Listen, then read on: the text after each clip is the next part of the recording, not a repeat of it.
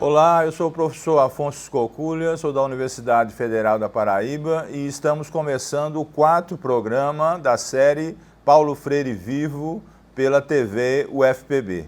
Neste programa, é um programa especial sobre um livro especial do Paulo Freire, um livro muito significativo dentro da trajetória do Paulo Freire e que se chama Educação como Prática da Liberdade.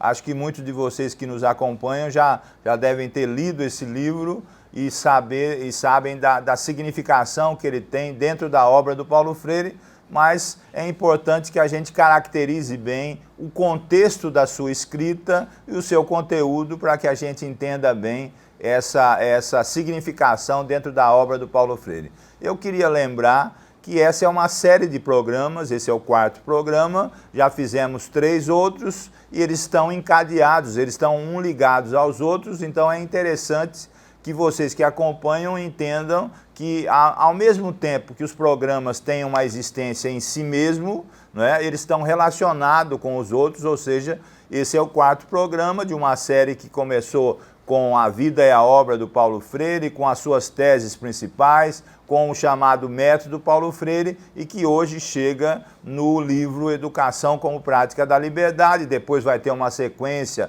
com a pedagogia do oprimido e assim por diante. Bom, esse livro foi escrito já no exílio do Paulo Freire no Chile e escrito em 1965. Ele se reporta a toda a experiência brasileira anterior, que foi, como todos sabem, interrompida pelo golpe militar de 1964. O Paulo Freire e muitos outros intelectuais brasileiros foram expulsos, foram exilados, e esse livro, então, já faz parte de um contexto latino-americano do Paulo Freire e foi escrito no Chile, não é? E tem um conteúdo muito importante. Ele começa com uma espécie de prefácio escrito pelo Francisco Verfort, justamente sobre o eixo central da obra do Paulo Freire, que a gente vem aqui trazendo como tese principal, que é justamente a conexão, a inseparabilidade entre educação e política.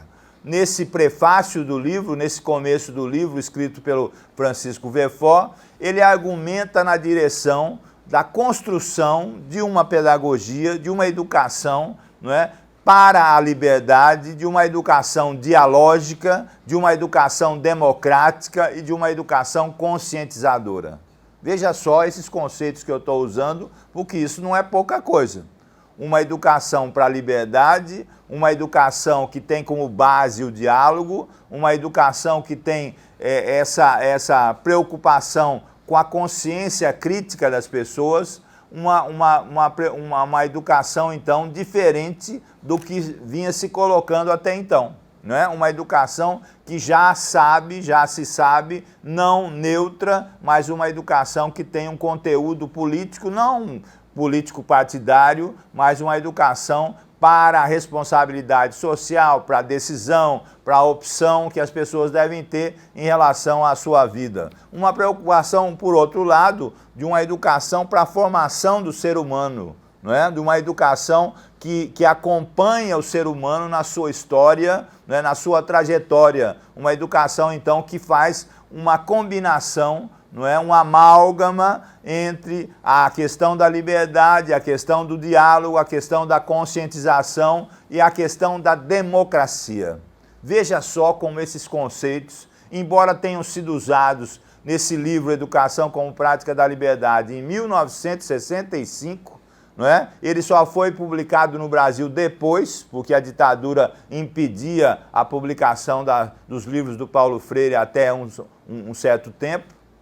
Não é? Veja só que ele tem uma significação especial e ele traz no seu conteúdo, além desse prefácio do Francisco Verfort, outros capítulos, outras partes que são muito significativas para esse tempo, para esse contexto latino-americano. Não é? É importante que a gente saiba, não é? Importante que a gente saiba da significação de cada um dos livros para poder usar, porque eu volto a dizer que cada um desses programas que a gente faz é um convite a mais para você ler os originais do Paulo Freire, ler os livros do Paulo Freire e ver esses diversos conteúdos que são colocados nos seus diversos livros. Então a gente tem uma pedagogia do diálogo, uma pedagogia da conscientização, uma pedagogia da liberdade, uma pedagogia da democracia como parte principal desse livro e dessa proposta inicial.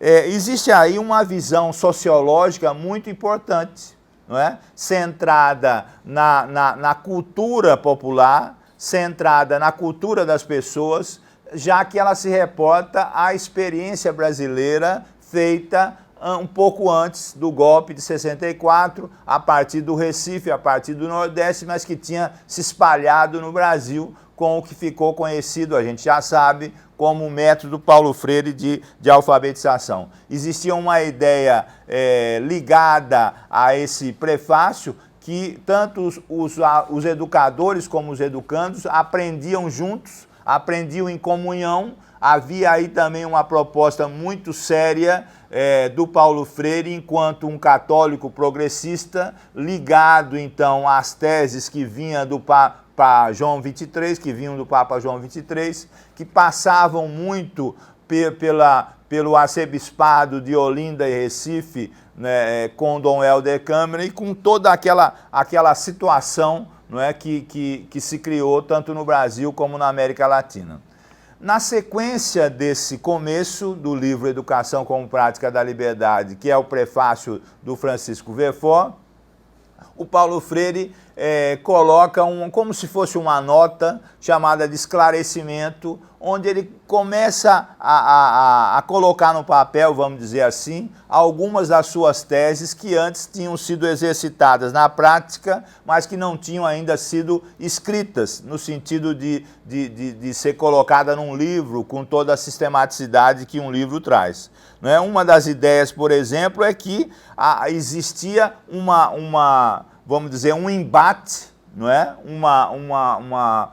Um combate, vamos dizer, numa educação voltada para a domesticação das pessoas e para uma educação contra uma educação que geraria a liberdade ou que apostaria na liberdade e na consciência das pessoas. Existia uma dualidade entre uma educação que se pautava pela massificação, não é? Pelo não reconhecimento das consciências das pessoas, contra uma educação problematizadora, com a politicidade que ela trazia no seu interior. Já se apontava desde então essa questão, não é? Essa questão da liberdade que, lógico que era tomada como antítese, como contra a opressão que se estabelecia com a ditadura brasileira a partir de abril de 64. Não é? Existia uma espécie, no livro, de uma denúncia, não é, da ditadura militar e uma contraposição a ela, quando se advogava uma educação para a liberdade, para a consciência, para o diálogo, uma educação problematizadora que partia dos valores que as pessoas traziam para as suas práticas educativas. Não é? O Paulo Freire, nesse esclarecimento, coloca uma frase interessante, não é? Que ele diz que essa educação é uma educação que deve ajudar a expulsar essa sombra da opressão através da conscientização, e uma das tarefas principais da educação é justamente apostar na liberdade e formar os seres humanos como pessoas. Aí estava colocada toda uma agenda teórica que vinha do existencialismo cristão, que vinha de um autor como Jaspers, de autores como Maritain e como outros autores da atualidade brasileira de então, mas que tinham sido, vamos dizer, expurgados pelo golpe militar da discussão brasileira de então. Não é? Nesse livro, o Paulo Freire já mostra esse amálgama teórico que ele começa a trabalhar, que misturava as teses do ISEB, as teses que foram colocadas na Universidade de Brasília e levadas em frente, pelo menos até um certo tempo, pelo Darcy Ribeiro e outros tantos intelectuais, não é? Essa tese que, ao mesmo tempo, pensava no Brasil como uma sociedade de transição, uma sociedade que mudava da agroexportação para uma sociedade cada vez mais urbana e industrial, e como uma sociedade urbana e industrial requeria uma educação cada vez mais potencializada pela decisão, pelas opções, pelas colocações que se tinha a partir de então. Eu gostaria, nesse momento, de citar uma parte do livro Educação como Prática da Liberdade, justamente no trecho em que o Francisco Verfort fala da experiência brasileira de então. Ele diz aqui na página 25 do livro Educação como Prática da Liberdade, não é?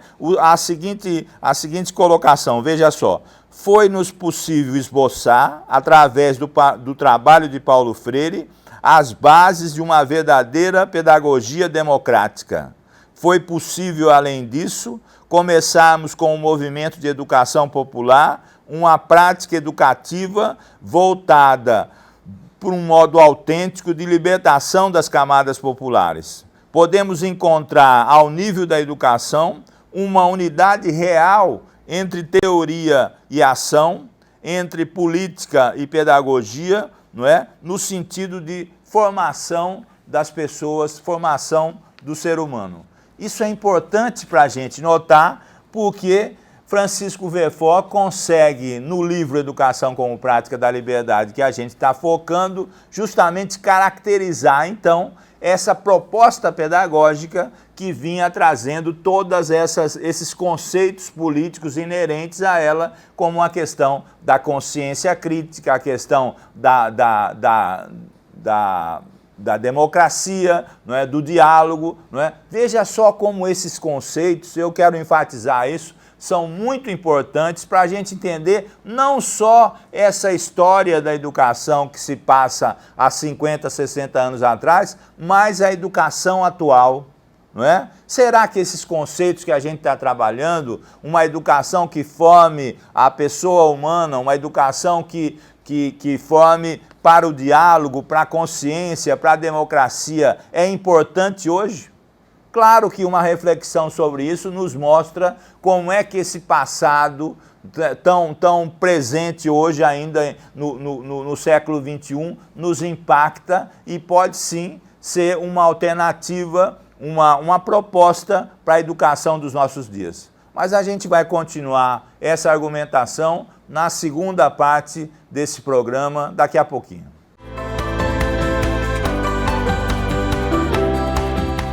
Nessa segunda parte do quarto programa, como a gente havia dito na primeira parte, nós vamos continuar andando um pouco no livro Educação como Prática da Liberdade, a partir do momento justamente que o Paulo Freire destaca a situação brasileira e latino-americana naquele momento, que era uma situação de transição entre uma sociedade mais arcaica e uma sociedade mais moderna, que requeria um outro tipo de educação, a começar da preocupação dele com a alfabetização dos adultos, com a educação dos jovens e adultos, com o direito de todos em ter uma educação que levasse a consciência, levasse cada vez mais a entender a realidade brasileira e, no caso, latino-americana, para poder se batalhar as possíveis modificações que essa sociedade mais tradicional, mais conservadora, mais arcaica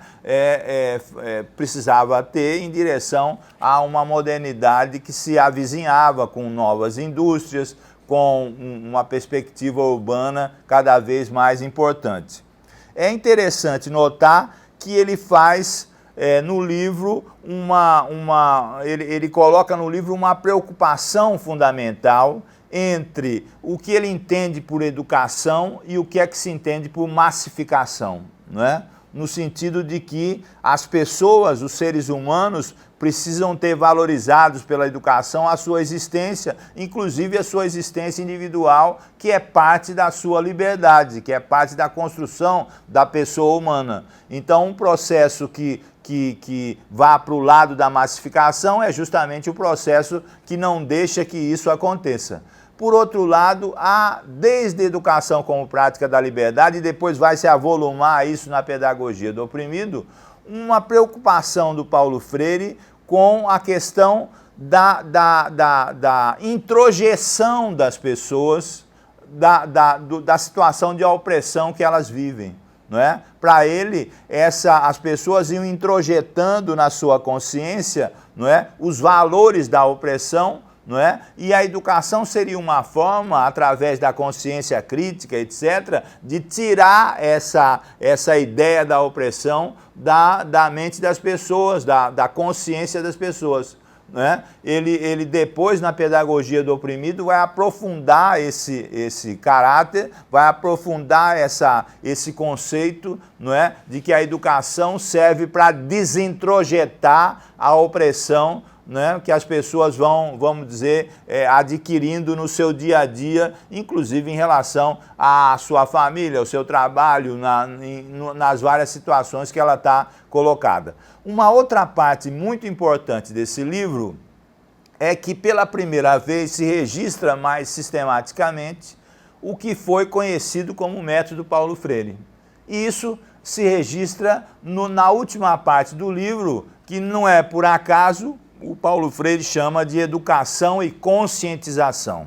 Não é? Ele começa a discutir, não é, a ideia de que a educação precisava dar uma resposta, não é, à fase brasileira e também latino-americana de desenvolvimento. Um desenvolvimento que não deixasse de fora, não excluísse as pessoas, as camadas populares, que sempre foram as preocupações centrais que o Paulo Freire esboçou tanto na sua obra pedagógica como na sua obra educativa. E isso vinha das experiências brasileiras realizadas com a alfabetização, que pela primeira vez, então, iam para o livro para ganhar uma dimensão mais sistemática. E é o que ele faz na última parte do livro, chamada Educação e Conscientização, e que eu vou precisar citar algumas coisas para caracterizar bem e, mais uma vez, para convidá-los e convidá-las a ler o Paulo Freire enquanto acompanham essa programação muito importante da TV UFPB. Não é? Essa leitura do Paulo Freire não pode ser colocada de lado. Não é? Os programas precisam ser acompanhados, pelo menos a meu ver, pelas leituras do Paulo Freire, e isso é importante. Por isso que, a partir desse quarto programa, nós vamos priorizar os livros do Paulo Freire e vamos fazer algumas citações como essa que eu vou destacar nesse momento. Veja só. Nessa quarta parte do livro Educação como Prática da Liberdade, logo no começo, o Paulo Freire escreve assim, olha, preocupados com a questão da democratização da cultura, dentro da qual a democratização fundamental existe, tínhamos necessariamente de dar atenção especial aos déficits quantitativos e qualitativos da nossa educação. Ele está falando de um grande índice de analfabetismo presente em toda a sociedade brasileira e, mais do que isso, números assustadores de crianças que não iam para a escola. Olha, de um lado, pessoas que não iam para a escola. De outro lado, jovens e adultos ainda não alfabetizados. O quadro educacional brasileiro requeria uma atenção especial e esses problemas, tanto da alfabetização como da exclusão das pessoas na escola, era uma preocupação que ele trazia, então, desde o começo dos anos 60. Uma outra coisa importante para a gente destacar é que o Paulo Freire faz uma crítica à escola brasileira existente, não é? Então, além de chamar atenção para a alfabetização, além de chamar atenção para as pessoas que estão fora da escola, ele também criticava a forma que a escola brasileira existia e propunha como alternativa o que ele chamava de círculos de cultura. Numa das notas do livro, aqui na página 103 da minha edição, ele escreve assim, em lugar da escola, que nos parece um conceito entre nós demasiado carregado de passividade, em face da nossa própria formação, contradizendo a dinâmica da fase de transição, lançamos o círculo de cultura. Em lugar de professor, com tradições fortemente doadoras, o coordenador de debates. Em lugar da aula discursiva, o diálogo. Em lugar de aluno com tradições passivas, o participante do grupo. Em lugar dos pontos e dos programas alienados, uma programação compacta, reduzida e codificada em unidades de aprendizado. Perceba os conceitos que ele vai usando quando a gente faz a sua citação. Em lugar da escola, o círculo de cultura. Em lugar do professor tradicional, o animador de debates, o mediador de debates. Em vez do aluno passivo que está lá como se fosse um depósito para receber conteúdos, o aluno que participa. Não é? Esses conceitos são muito importantes, não só para essa fase da obra do Paulo Freire, mas ele vai cada vez mais aprimorando esses conceitos e você perceba que são conceitos cada vez mais usados atualmente, não é? Cada vez mais importantes na pedagogia atual, na escola atual, em todos os movimentos educativos que se colocam a partir de então.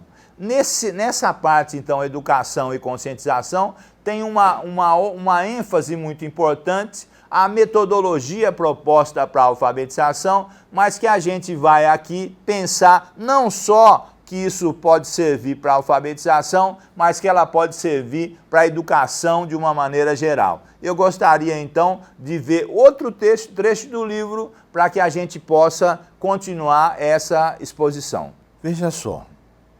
Ele diz aqui, desde logo, afastáramos qualquer hipótese de uma alfabetização puramente mecânica. Desde logo, pensávamos a alfabetização do homem brasileiro em posição de tomada de consciência, num trabalho com que tentássemos a promoção da ingenuidade para a criticidade, ao mesmo tempo que se alfabetizava. Veja como é importante esses conceitos. Num outro ponto, sobre essa questão da consciência, ele diz assim, a consciência crítica é a representação das coisas e dos fatos como se dão na existência empírica, nas suas correlações causais e circunstanciais. Não é? E aí ele fala de consciência mágica e consciência crítica, não é? De ingenuidade e criticidade.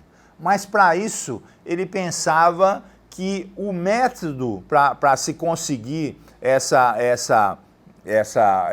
que essa proposta vingasse, que desse certo, precisava ser fundamentado no diálogo, não é? Veja só esse conceito, o diálogo impõe uma relação horizontal entre educador e educando, uma relação horizontal entre os educandos, entre todos os participantes da prática educativa, não é? Veja só como ele coloca essa questão.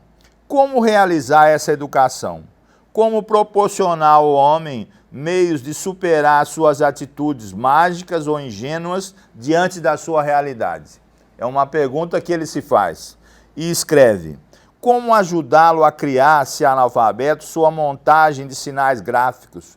Como ajudá-lo a inserir-se numa sociedade de maneira crítica?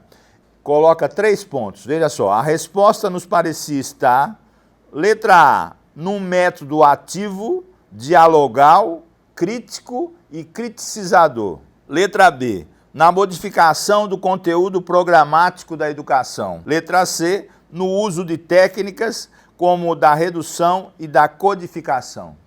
Olhe como esses conceitos são importantes e precisam ser pensados ao mesmo tempo. Um método ativo, dialogal, crítico e criticizador, não é? A modificação dos conteúdos programáticos a partir da participação das pessoas no seu próprio, na sua própria maneira de se educar, né? E no uso de técnicas como a codificação, a decodificação, para fazer desse método um método cada vez mais participativo, não é? E é nesse sentido que ele chama a atenção para o diálogo como um caminho fundamental, não é? Ele se baseia em Karl Jaspers, não é? O diálogo é, portanto, o indispensável caminho, não somente nas questões vitais para a nossa ordenação política, mas em todos os sentidos do nosso ser.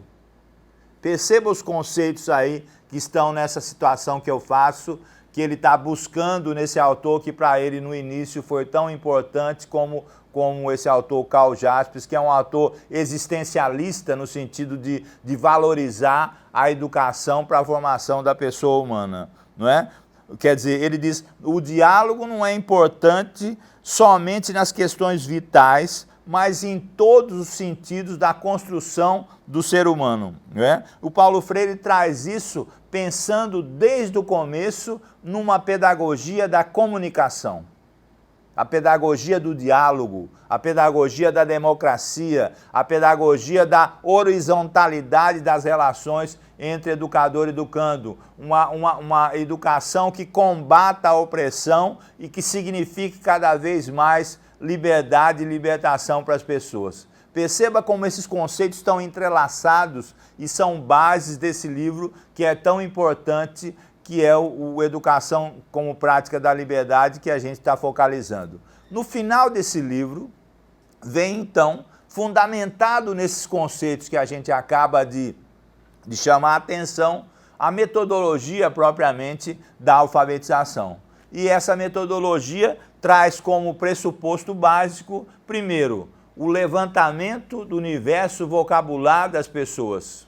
Não é? As pessoas que iam se alfabetizar diziam a sua palavra que caracterizava o seu mundo e essas palavras eram base para a alfabetização. Elas eram chamadas de palavras geradoras, as palavras que geravam a problematização, o debate, o processo de início de conscientização. Perceba que esses conceitos centrais, o Paulo Freire vai levando então para a sua proposta feita, como eu disse anteriormente, por uma equipe da Universidade do Recife. Não é? Nos programas anteriores a gente focalizou isso com muita atenção para fazer uma proposta de alfabetização, mas como eu digo sempre, que extrapola a alfabetização e que encampa uma proposta educativa como um todo. Não é? Se partia então de situações existenciais das pessoas, não é? Com cartazes, com cartolinas pintadas, com pinturas feitas, não é? Que estão no final desse livro e a gente pode ver isso com facilidade.